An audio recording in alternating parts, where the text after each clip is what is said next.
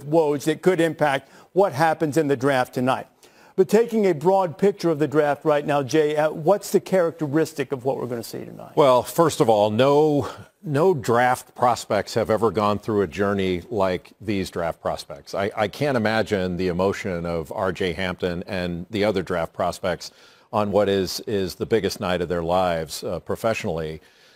Teams are operating without the normal information they would have from a combine, from all the things they would have gotten in the spring. These players have worked out forever. And we've spent a lot of time talking about who should be the top pick, who of the top three players, or top three prospects has a chance to be great. But there's a lot of really good throughout this draft, whether it's guys like Tyrese Halliburton of Iowa State, Devin Vassell of Florida State, guys that can play at both ends of the floor and be really impactful, or Sadiq Bey of Villanova, who a 45% three-point shooter that can also defend. There's a lot of talent in this draft, and the ceiling may not be as high as the top three, but the floor is really high on these guys. It's been 8 months. I mean, 8 months since these guys have last played. That's if you were actually playing going into March Madness for a lot of guys, with the exception of the guys that didn't play overseas. And the question I think a lot of GMs have is, did this adversity, this reveal a lot of character, or did it mask it? Did it mask character? And I think trying to evaluate, and also for a lot of these guys, it has to be challenging. Who did you work out with? What was your schedule and how you worked out with? You were making a lot of adult decisions considering you were working out in these types of environments considering the pandemic. And to your point, for LaMelo Ball and James Wiseman, it's going to have been over a year since they played their last competitive game by the time they step on an NBA floor. And each prospect has really had different circumstances. You look at Tyrese Halliburton, he was able to play 3-on-3 out in Vegas. You have Tyrese Maxey, he was doing 6 a.m. workouts with Rajon Rondo before he went to the bubble. So each guy has kind of had different circumstances. But I think with no training camp, no summer league, we're going to really see who's kept themselves in shape. Well, the team that has the first pick at the moment is the Minnesota Timberwolves, but picking just behind the Timberwolves, the Golden State Warriors. You know, injuries wrecked their season a year ago. The team that had built a dynasty in the NBA fell to 15 wins. Klay Thompson, one of those injuries, along with Steph Curry. Woj joins us now. Woj, what do you have the latest on the Klay Thompson situation that unfolded this afternoon?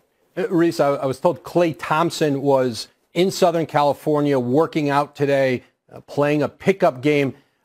He suffered a right lower leg injury. He's going to be tested in the next few days. The severity of it is unclear. He missed last season, the entirety of last season, with an ACL injury in his other knee, and he had fully rehabbed from that. But they're still waiting to get a sense of how serious the injury is, and I'm told lower right leg. All right, Woj, thank you very much. As Woj finds out more, he'll share it with us in our coverage throughout the draft. And look, all of this is happening right now, and there had already been a lot of conjecture and speculation about what the Warriors might do at number 2 and what they would need to recharge that dynasty. We hope the injury's not serious, but where does that leave the Warriors right now? Well, some of the conjecture before was, do you package Andrew Wiggins and the pick to go after another superstar like a Bradley Beal if he were on the table? I think that's off the table now.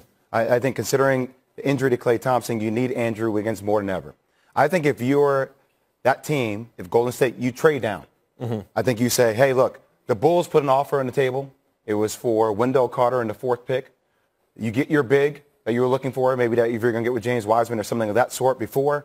And I think you also get a chance to get a guy like, Danny Avdija. Right? Did I say it correctly? Avdija. I'm going to get it correct. You're by the end of the show. But he brings that tall, that big guard that can do things similar. Can't shoot the ball as similar as Klay Thompson, but brings that same kind of physicality to the table.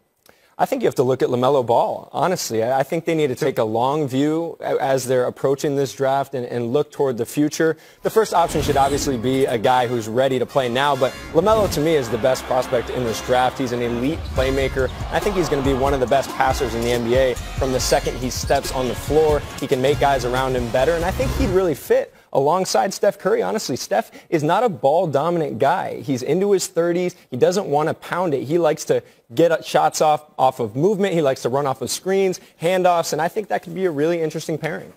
The one thing I wouldn't do if I were the Golden State Warriors is overreact right now. So if you were going to take LaMelo Ball anyway, take him now. But if you were going to take James Wiseman, there's still a darn good reason to take Wiseman now. If this were 5 or 10 years ago, James Wiseman would be the no-brainer #1 pick in this draft. He's 7'1" with a 7'6" wingspan. He's not a serviceable big guy. He's got a chance to be a great big guy in the league. He reminds me a lot of Chris Bosh, except he's bigger and longer. When Chris Bosh came out in 03 from Georgia Tech, both left-handed, and Wiseman can shoot it. You know, the questions about, well, can he stretch his range out? He's got a good shooting touch, and he's mobile. He can move laterally, so he can set screens and actually get out and guard him on the perimeter. And I think he can stretch that range out to three-point range. And if the Warriors were going to take him before, I wouldn't change the plan. I'd still take him. No, we have questions about front offices and how they'll handle situations like this. Bobby Marks is our guy, front office expert, extensive experience. Bobby, you heard the guys talk about not overreacting to the news of an injury, particularly when you're still assessing how serious it is. In your judgment, where does this leave the Warriors right now and what they could or should do tonight? Well, I agree with what Jay just said. I would not overreact to the Klay Thompson injury. Certainly, if it's severe, but I'm listening to what my draft board tells me. And if James Wiseman is the best player at #2 or LaMelo Ball or Anthony Edwards, and they are head and shoulders above what pick 4 or pick 5 or a player like Tyrese Haliburton, I'm picking them. If they're not and there's separation there, if they're right there, then maybe I'm moving back. But Reese, the one thing I'm not doing right now is getting cute with my draft board that I've